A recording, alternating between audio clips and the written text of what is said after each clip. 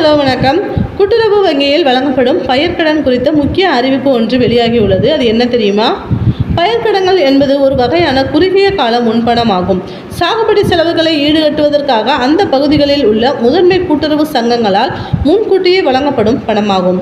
இதை கொண்டு தரமான விதைகள், உரங்கள் போன்றவை வாங்குவதற்கு பயன்படுத்தி கொள்ளலாம்.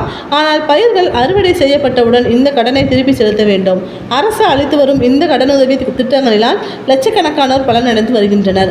அந்த வகையில் கூட்டுறவுத்துறையின் கீழ் பல்வேறு கூட்டுறவு வங்கிகளும் கூட்டுறவு சங்கங்களும் செயல்பட்டு வருகின்றன. அவை விவசாயிகளுக்கு குறைந்த வட்டியில் பயிர்க்கடன்களையும் வழங்குகின்றன. குறிப்பிட்ட காலத்தில் கடனை செலுத்திவிட்டால் வட்டி முழுவதும் தள்ளுபடி கிடைக்கும். ஆனால் சில சங்கங்களில் கடன் வழங்கப்படும் விதிமுறைகள் வேறு வேறாக உள்ளன. பயிர்க்கடன் வழங்குவதில் ஒருங்கிணைந்த மாதிரி ஒழுங்குமுறை விதிகள் தற்போது விதிக்கப்பட்டுள்ளன. அந்த வகையில் அனைத்து கூட்டுறவு வங்கிகள் மற்றும் கூட்டுறவு சங்கங்களிலும் பயிர்க்கடன் வழங்க ஒரே மாதிரியான விதிமுறைகளை கூட்டுறவுத்துறை வெளிப்படுத்தியுள்ளது.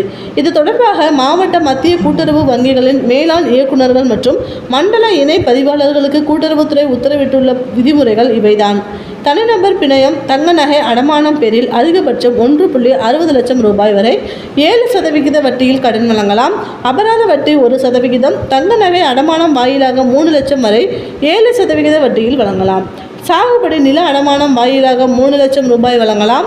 குத்தகை சாகுபடிக்கு தனிநபர் பிணையத்தின் வாயிலாக 1.60 லட்சம் ரூபாய் வரையும், அடமானத்தின் வாயிலாக 3 லட்சம் ரூபாய் வரையும் கடன் வழங்கலாம். சர்க்கரை ஆலையில் இருந்து பெறப்படும் ஒப்பந்த சாகுபடிக்கு வழங்கப்படும் கடன்களில் 10 ஏக்கர் வரை கரும்பு சாகுபடிக்கு தனிநபர் பிணையத்தின் வாயிலாக 3 லட்சம் வரை கடன் வழங்கலாம். கால்நடை பராமரிப்பு மற்றும் அவை சார்ந்த தொழில்களுக்கு நடைமுறை மூலதன கடன் தனிநபர் பிணையத்தில் 1.60 லட்சம் ரூபாய் வரை கடன் வழங்கப்படும். அதில் பயிர்க்கடனும் சேரும். கடன் பெறும் உறுப்பினர் மற்றும் பிணையதாரர் சங்கத்தில் வேறு எந்த கடனும் பெற்று தவணை தவறாதவராக இருக்க வேண்டும். விவசாய நகை கடனுக்கு ஈடாக வைக்கப்பட்ட நகைகளின் எடை, உண்மைத்தன்மை, தரம் சரியாக இருப்பது உறுதி செய்யப்பட வேண்டும். அடங்கல் சான்று இல்லாமல் பயிர்க்கடன் வழங்கக்கூடாது என்று கூட்டுறவுத்துறை உத்தரவிட்டு இருக்கிறது.